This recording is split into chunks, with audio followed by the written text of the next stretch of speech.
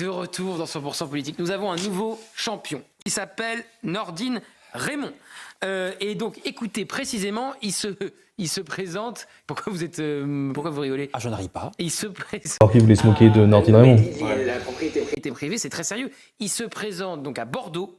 Il était en meeting et écoutez ce qu'il dit sur la propriété privée. À l'heure où je parle, près de 2000 personnes vont de nouveau dormir dans la rue dans la métropole bordelaise. Il faut d'urgence réquisitionner les logements vacants pour loger tout le monde. Alors, je sais d'avance et j'y suis préparé que certains vont nous expliquer, notamment dans les débats que j'aurai à faire, que c'est impossible. Vous savez, les sachants, ceux-là même qui sont en capacité de s'indigner fortement, les gens importants nous diront « Mais comment réquisitionner des biens vacants ? Vous ne pourrez pas le faire, c'est impossible, vous êtes populiste. » Alors, on va leur expliquer clairement ce qu'on va faire. Déjà, notre patrimoine municipal inoccupé sera immédiatement réhabilité pour accueillir toutes les personnes à la rue et de manière inconditionnelle. Ensuite, nous demanderons au service de la mairie de faire une étude précise et complète des biens inoccupés privés ainsi que de la raison de leurs vacances. Si ces biens sont inoccupés depuis longtemps, alors nous les réquisitionnerons. Si ces biens sont inoccupés parce que les propriétaires attendent le rebond du marché, ce qui est en train de se passer actuellement à Bordeaux, alors nous prendrons un arrêté de réquisition aussi. Et si la préfecture refuse, nous ferons quelque chose de très simple. Le maire de Bordeaux et l'entièreté de son conseil municipal ira ouvrir les portes lui-même, scellées, pour loger des personnes dans des biens privés. Vous avez un appartement, vous êtes entre deux appartes, vous changez d'appartement, vous décidez d'attendre que les prix de l'immobilier remontent. Eh ben, le matin... Bonjour, camarade. J'aime bien cette séquence. Camarade Nordine Raymond, vous êtes réquisitionné. Vous imaginez, le matin, vous n'avez pas encore pris votre petit déjeuner et vous voyez un mec d'Alefi débarquer chez vous. Enfin, c'est... Waouh. Oh, le choc. Alors, c'est si vous ne vivez plus là, donc si vous êtes de passage, et ben, hop, réquisitionné. Alors, Alexandre Loubet, député RN, a dit « Pour faire venir toujours plus de migrants en France par million, l'extrême gauche, il déclenche la polémique, LFI enfoncera votre porte et les logera chez vous. » Oui, voilà. À Bordeaux, il va faire un triomphe. Johan, analyse. C'est précisément... Bon, ça suffit, c'est assez dur à regarder comme ça et je m'excuse d'avance auprès de toutes celles et tous ceux qui ont dû regarder cette séquence ignoble de CNews comme il y en a tant. Vous l'avez peut-être vu, on est passé sur CNews il y a peu de temps sur notre proposition de réquisitionner les logements vacants pour y loger des gens qui vivent à la rue et on voulait vous en parler. Déjà, sur la forme, pour ceux qui ont vu la séquence, c'est quand même assez grandiloquent. On a, je sais pas, 5, 6, 7, 8 hommes, tous sur un plateau comme ça, là, bien au chaud, à CNews, qui sont là avec des gros rires gras, pendant qu'on parle des gens qui vivent à la rue. Sur la forme, on vous en laissera juge si vous avez le cœur assez accroché pour regarder cette séquence de CNews. Sur le fond, il nous semble important de réexpliquer, parce qu'on n'est pas peu fiers d'avoir imposé dans le débat public le fait qu'il y ait un problème sur la vacance des logements et sur le sans-abrisme. De quoi je parle précisément? Dans la métropole bordelaise, il y a 2000 personnes qui vivent à la rue. C'est insupportable. C'est insupportable notamment l'hiver, mais c'est aussi insupportable l'été, parce que ne croyez pas qu'il est plus simple de vivre dehors sous la canicule quand on est déshydraté. C'est insupportable parce que là-dedans, il y a des familles, il y a des enfants qui vont à l'école, il y a des gens qui sont mis en danger parce que les pouvoirs publics ne remplissent pas leur mission de pouvoir mettre à l'abri tout le monde. Et donc, il y a ce sujet-là du sans-abrisme auquel il faut trouver une solution. Et il y a l'une des solutions que nous proposons, qui n'est pas la seule au sujet du sans-abrisme, qui est le fait de réquisitionner des logements vacants. Sur la métropole toujours, je vous disais 2000 personnes à la rue, 30 000 logements inoccupés. On ne dit pas on va réquisitionner les 30 000 logements inoccupés, d'ailleurs on ne saurait pas quoi en faire et ça ne servirait à rien. On dit qu'il y a des logements qui sont inoccupés pour des mauvaises raisons. Je ne parle pas d'un logement par exemple dans le cadre d'un héritage tumultueux où la procédure met du temps et où avant de pouvoir le vendre, il doit y avoir la procédure judiciaire. Je ne parle pas de logement d'un petit propriétaire, si je puis dire, qui a un deuxième logement mais qui n'a pas les moyens de le réhabiliter et qui attend d'avoir les fonds nécessaires pour pouvoir le réhabiliter. Je ne parle pas de tous ces logements-là. Je parle d'abord des logements publics.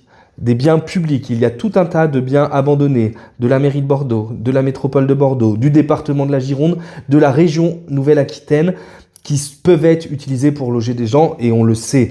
Et ça, dès que nous arriverons, nous mettrons en place une cellule anti-vacances qui sera chargée de faire une cartographie de la ville et de savoir pourquoi les logements sont inoccupés. Sont-ils des logements publics? Et quand ce sont des logements publics, alors la première chose que nous ferons, c'est d'aller voir les personnes à qui ils appartiennent, la région, le département ou l'État, et de demander que ces logements soient mis à disposition. Et ensuite, si nous avons besoin d'aller sur le parc privé, nous n'aurons pas peur d'y aller. Parce qu'il y a dans cette ville et en France, des gens qui spéculent sur l'immobilier.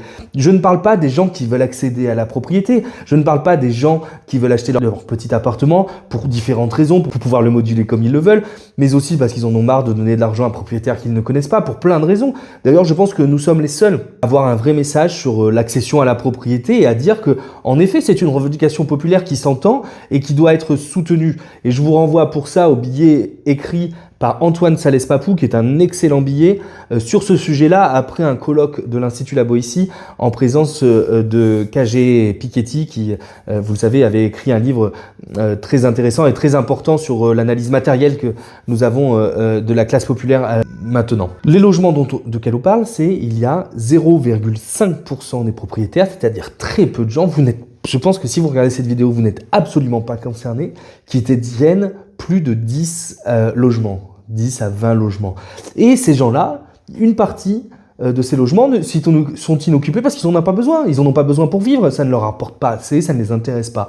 Alors nous, ce que nous disons, c'est très bien, si ça ne vous intéresse pas, ça ne vous rapporte pas assez, que vous attendez le rebond du marché, voilà ce que j'ai dit. Alors dans ce cas-là, nous, on les réquisitionne et on les prend en charge, on s'occupe de ces logements-là, on les réhabilite et on y loge des gens dans le besoin. J'ai parlé des personnes à la rue, mais il faudrait aussi parler du problème du mal logement, parce qu'en réalité, il y a plein de gens qui sont à l'heure actuelle dans des logements, mais des logements insalubres, des passoires thermiques, où l'été il fait trop chaud, l'hiver il fait trop froid, c'est impossible de se loger dans ce genre d'endroit. Voilà ce que nous proposons. Après, il y a eu déjà sur la séquence, il y a un moment on ne comprend pas pourquoi, on passe de sans-abri à migrants, de migrants à femmes voilées, de femmes voilées à musulmans, voilà, c'est CNews. Aucune raison apparente pour d'un coup parler de l'islam dans cette séquence, ce n'est pas le sujet. Mais on a eu aussi l'extrême droite, donc les deux candidats d'extrême droite à Bordeaux, qui ont fait le même rapprochement, assez horrible, ignoble, qui font la démonstration en réalité qu'ils ne connaissent rien au sujet du sans-abrisme et qui feraient bien, comme nous venons de le faire, d'aller faire une maraude avec des associations et d'aller rencontrer les personnes qui vivent à la rue. Ils ont donc fait la même comparaison en disant « Nordine Raymond va mettre des migrants chez vous ». C'est dégueulasse, c'est purement dégueulasse, c'est les méthodes de l'extrême droite et ça nous dégoûte. Mais ce que nous tenons à vous dire, c'est que nous sommes quand même contents d'avoir mis dans le débat public ce sujet qui est un sujet primordial. Pour nous, c'est notre humanité qui est en cause, de savoir ce qu'on fait des personnes, nos frères et sœurs qui vivent à la rue, comment on peut les aider, comment on peut les accompagner. Et alors, ils ont été surpris parce que j'ai dit que la préfecture allait s'y opposer, que ça allait être difficile, qu'il allait falloir mener le rapport de force, et que si, alors que nous sommes élus, que nous avons une légitimité populaire sur ce programme-là, que si la préfecture s'oppose à ce que nous puissions loger dans des biens privés des personnes, nous les ouvrirons nous-mêmes. Mais surprise, nous ne serons pas des petits notables ou des petits élus qui s'installent bien confortablement dans leur siège et qui attendent que le mandat passe. Je vous rappelle d'ailleurs, pour celles et ceux que ça intéresse, que Pierre Urmic, à travers l'une de ses candidates qui est maintenant adjointe et présidente du CCS, avait proposé la réquisition des logements vacants. Sauf que la différence avec des élus insoumis et des élus de combat, c'est que quand on dit quelque chose, on le fait.